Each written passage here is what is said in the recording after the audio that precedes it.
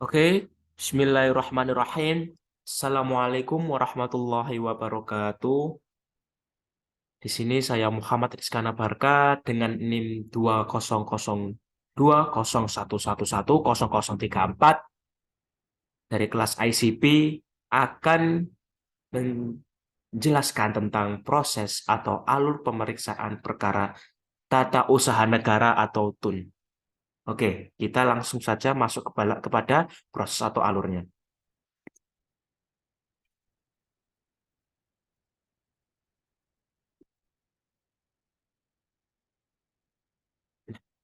Alur proses jika tidak diterima. Maksud dari alur proses jika tak terima ini seperti apa? Mari kita akan bahas. Gugatan. Penggugat mengajukan gugatan sesuai dengan pasal 56 Peratun. Kemudian berlanjut ke penelitian administratif. Setelah penggugat mengajukan gugatan, maka ditimbullah yaitu proses penelitian administratif sesuai dengan pasal 59 Peratun. Kemudian berlanjut kepada dismisal proses. Hal ini sesuai dengan pasal 62 ayat 1 Peratun. Nah, kemudian jika tidak diterima. Nah, jadi headline di sini adalah jika tidak diterima, maka bisa melanjutkan perlawanan sesuai dengan pasal 62 ayat 3 Peratun. Namun jika hasilnya itu ditolak, maka menjadi kekuatan hukum tetap. Seperti itu. Kemudian lanjut kepada alur proses jika diterima. Nah, jika tidak diterima, maka hal ini adalah yang jika diterima. Maka jika diterima, maka berlanjutlah proses perlawanan. Jika perlawanan dikabulkan sesuai dengan pasal 62 ayat 15 Peratun, maka berlanjut kepada proses acara biasa. Nah, ini sesuai dengan pasal 63 Peratun.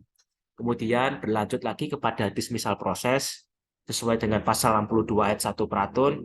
Nah, jika diterima. Nah, ini kalau headline-nya di sini adalah jika diterima, maka diterima oleh majelis hakim, maka berlanjutlah ke acara biasa.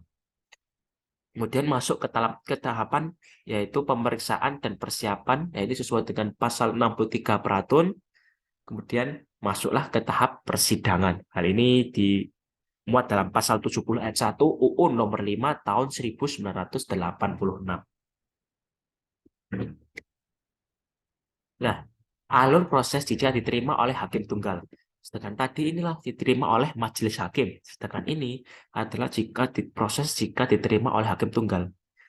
Nah, prosesnya seperti apa? Jadi dijelaskan apabila dismisal proses sesuai dengan 62 ayat 1 Peratun diterima oleh hakim tunggal. Di sini sesuai dengan pasal 99 ayat 1 Peratun, maka dapat berlanjut ke acara cepat. Sedangkan tadi acara biasa, maka kalau ini adalah acara cepat. Berlanjut ke acara cepat, yaitu ke tahap persidangan pasal 70 ayat 1 UU nomor 5 tahun 1986.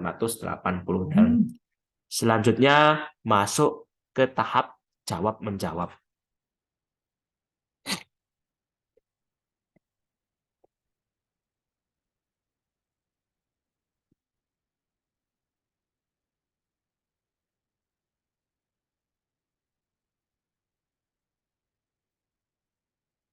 Nah, ini adalah alur atau proses jika diterima oleh hakim tunggal yang kedua, part 2.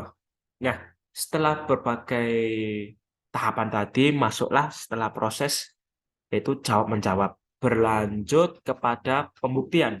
Ya, hal ini diatur dalam pasal 100 UU Peratun, kemudian kesimpulan, yaitu berasal dari pasal 56 UU Peratun, kemudian berlanjutlah timbullah putusan. Hal ini sesuai dengan pasal 109 ayat 1 Peratun. Nah, setelah timbul putusan, maka timbullah kekuatan hukum tetap. Nah, kemudian masuk kepada eksekusi. Hal ini diatur di dalam pasal 115 dan 116 Peratun.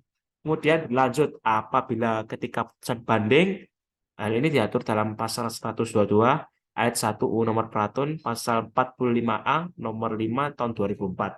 Nah, jika telah timbul putusan banding, maka timbullah kekuatan hukum tetap. Nah, apabila timbul kasasi, hal ini diatur dalam pasal 131 UU Peraton, pasal 29 UU nomor 14 tahun 1985. Hal ini jika apabila kasasi itu sudah timbul putusan, maka putusan tersebut berkekuatan hukum tetap. Nah, apabila PK, nah ini masuk pasal 132 ayat 1 UU nomor Peraton, UU Peraton pasal 77 UU nomor 5 tahun 2004. Nah, itu jika putusannya sudah keluar, maka tetap bahkan berkekuatan hukum tetap seperti itu. Nah, begitulah alur proses dari pemeriksaan perkara T Tata Usaha Negara atau TUN. Sekian dari saya, kurang lebihnya mohon maaf, kurang lebihnya wassalamualaikum warahmatullahi wabarakatuh.